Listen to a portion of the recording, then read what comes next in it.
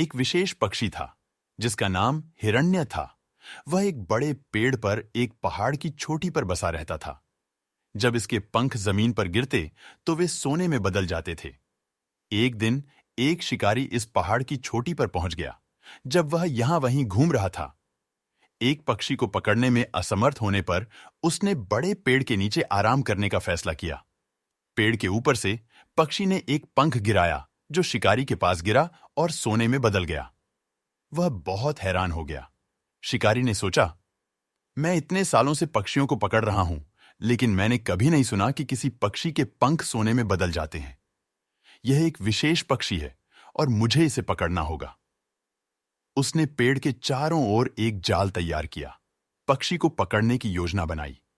हालांकि पक्षी ने जाल का ध्यान नहीं दिया और जाल में फंस गया। शिकारी, जो पास में ही इंतजार कर रहा था, तुरंत ही उसे पकड़ लिया और पक्षी को एक पिंजरे में डाल दिया और घर की ओर बढ़ गया। वहीं पक्षी अपनी लापरवाही के लिए पछताया। रास्ते में उसने सोचा, अगर मैं इस पक्षी को पालूंगा तो मैं अमीर बन जाऊंगा और हर किसी को संदेह होगा। किसी न किसी दिन किसी को धन और पक्षी की सच्चाई पता चल जाएगी और वह राजा को इसकी सूचना देगा। इससे अच्छा मैं बल्कि पक्षी को राजा के सामने पेश करूंगा और बदले में वह मुझे जो कुछ भी दे उसी में संतुष्ट रहूंगा। विचार करते हुए पक्षी को सीधे महल में जाकर राजा को अपनी पूरी कहानी सुनाई। उसने राजा को इस पक्षी को उपहार के रूप में प्रस्तुत किया। राजा ने खुशी खुशी वह पक्षी स्वीकार किया जिसके पंख सोने में बदल जाते थे, और उसने अपने सेवकों से कहा कि वे उस पक्षी की उचित देखभाल करें, उसे एक भव्य पिंजरे में रखें और उसे भरपूर भोजन और पानी दें।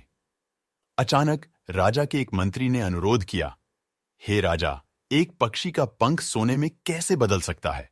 आप इस साधारण शिकारी पर कैसे भरोसा कर सकते हैं जो जानकार नहीं है? मैं आपको पिंजरे से इस पक्षी को मुक्त करने और पक्षी को जाने देने की सलाह देता हूं। जहां तक बात है शिकारी की, कृपया उसे जालसाजी के लिए दंडित करें। राजा ने अपने विश्वस्त और जानकार मंत्री की बातों पर विचार किया और अपने गार्डों से शिकारी को पकड़ने और पक्षी को छोड़ने के लिए कहा। जैसे ही पक्षी को आजाद किया गया, वह उड़ गया और महल के गेट के शीर्ष पर बैठ गया। राजा और उनके मंत्रियों के सामने अपने पंख गिराए, उन्हें सोने में बदल दिया। अपनी गलती को समझते हुए राजा ने अपने गार्डों से शिकारी को गिरफ्तार करने का आदेश दिया और पक्षी को मुक्त करने के लिए। हालांकि पक्षी पहले ही आजाद था, वह उड़ गया और वहां चला गया जहां कोई उसे फिर से पकड़ नहीं सकता था। कहानी की सीख, जो असंभव लगता है उसे भी अच्छी तरह जांचें।